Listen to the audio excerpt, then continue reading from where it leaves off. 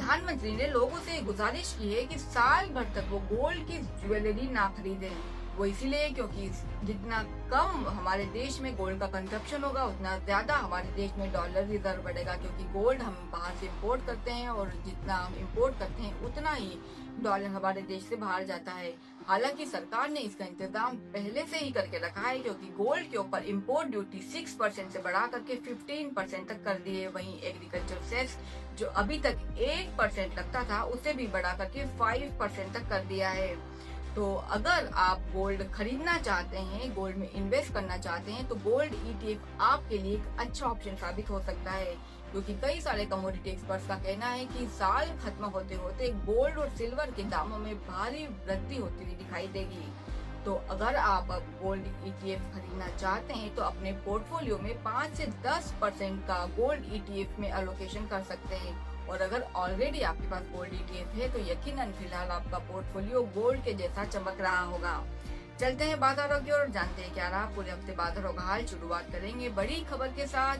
अगर आप बहुत जल्दी अपना रिटायरमेंट प्लान कर रहे हैं या रिटायर्ड होना चाहते हैं तो ये खबर है आपके लिए, क्योंकि EPFO बहुत जल्दी ऑटोमेटेड PF विड्रॉल फॉर्म के ऊपर विचार कर रहा है। यानी कि अगर आप रिटायर्ड होते हैं उसके बाद आपका जो PF रहता है उसके सेटलमेंट में आपको ज्यादा ऑफिस वर्क करने की जरूरत नहीं रहेगी, भाग दौड़ करने की जरूरत नहीं रहेगी, वो ऑटोमेटिकली आपके अकाउंट में आ जाएगा और इसका जो भी विड्रॉल रहेगा वो इजीली आप सेटल कर सकते हैं। चलते हैं बाजारों की ओर। इस हफ्ते की शुरुआत में बाजारों में अच्छी खासी गिरावट दिखाई दी। शुरुआती 2 दिन में बाजारों में ऊपरी लेवल से करीब 2 से 3% की गिरावट दिखाई दी। हालांकि उसके बाद 2 दिन शार्प रिकवरी भी हमें बाजारों में दिखाई दी, लेकिन हफ्ता खत्म होते होते ऊपरी लेवल से बाजार गिरते हुए नजर आए। पिछले हफ्ते के मुकाबले अगर इस हफ्ते की बात करें तो 2 से 3% तक सेंसेक्स और निफ्टी लुढ़क करके बंद हुए हैं। हफ्ता खत्म होते होते ऊपरी लेवल से अच्छी खासा करेक्शन दिखाई दिया, जिसकी बड़ी वजह रही कच्चे तेल में उबाल। कच्चा तेल $110 के आसपास ट्रेड करता हुआ नजर आया, जिससे हमारे बाजारों पर अच्छा खासा प्रेशर बनता हुआ दिखाई दिया। इस हफ्ते जो सबसे ज्यादा जो बड़ा स्टॉक परफॉर्मर सेक्टर रहा, सरप्राइजिंगली वो रहा IT सेक्टर, जो पिछले कई समय से काफी अंडर परफॉर्म कर रहा था, लेकिन इस 2-3 हफ्तों में IT सेक्टर ने काफी अच्छा बाउंस बैक दिखाया है। और हफ्ते के जो सबसे ज्यादा जो गिरावट वाला सेक्टर रहा वो रहा मेटल सेक्टर और ऑटोमोबाइल सेक्टर।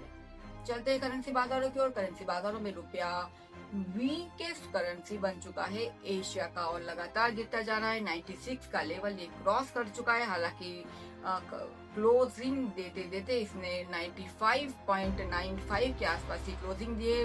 सबसे जो गिरावट वाला जो लेवल था उससे थोड़ी सी रिकवरी पे रुपया बंद होता हुआ नजर आया।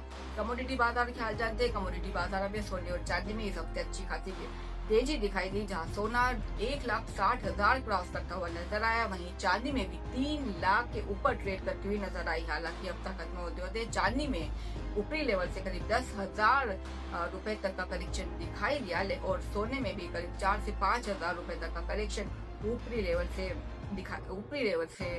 कनेक्ट होता हुआ दिखाई दिया।